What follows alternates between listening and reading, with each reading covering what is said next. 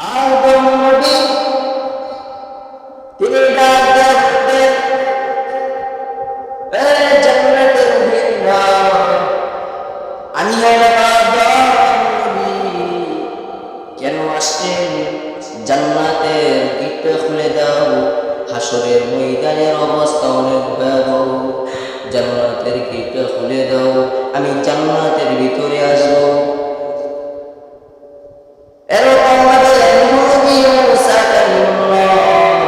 সকল নবীরা জান্নাতের গেটের সামনে চলে আসবেন।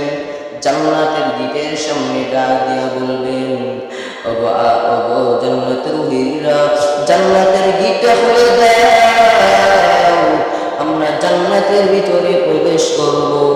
জান্নাতের ভিতর থেকে আওয়াজ আসবে, আদম নবী তুমি জান্নাতের গেটের সামনে চলে আসলা, তোমার কোন উম্মতের কোনো খবর নাই।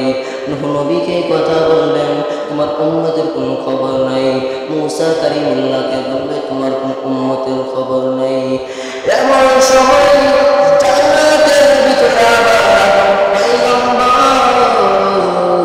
তিনি ডাক দিয়া বলবেন, জান্নাতুল হিরা, গেটটা তো খুলে দাও, আমরা ভিতরে আসবো।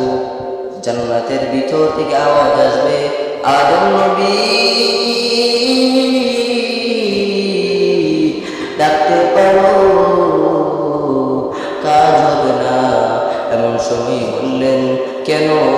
এমন সময় বললেন, আদম নবী, ওমর নবী, ও মুসা নবী, শুনো, তোমরা জান্নাতের গেটের সামনে আসতো ভালো কথা, তবে মনে রাখবা, যতক্ষণ ডাকতে পারো জান্নাতের গেট খোলা হবে না। কেন জান্নাতের গেট খোলা হবে না? জান্নাতের ভিতর থেকে আওয়াজ বলবেন, ও আদম নবী তুমি জান্নাতের গেটের সামনে চলে আসলা, তোমার কোন উম্মতের কোন খবর নাই।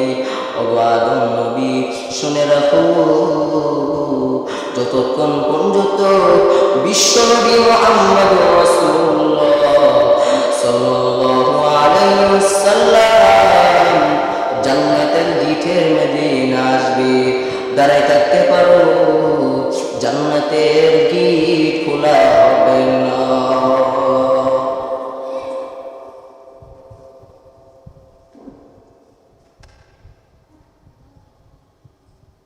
এবার আদম পয়গম্বর জান্নাতের উকিলকে ডাক দিয়ে বলবেন, এ জান্নাতের উকিলেরা, জান্নাতের গেট খোলা হবে। নবীজি আসলেন, নবীজি আসলে গেট খোলা হবে। নবী আসবে কোন সময়? জান্নাত কোন সময় জান্নাতের গেটের সামনে আসবে? এমন সময় আদম নবী ডাক দিয়ে বলবেন, কোথায় আছে বিশ্বনবী মুহাম্মদুর রাসূলুল্লাহ সাল্লাল্লাহু আলাইহি ওয়াসাল্লাম, কোন জায়গায় আছেন? এই কথা বলার পর জান্নাতের ভিতর থেকে আওয়াজ আসবে, জান্নাতের ভিতর থেকে আওয়াজ আসবে, এ আদম নবী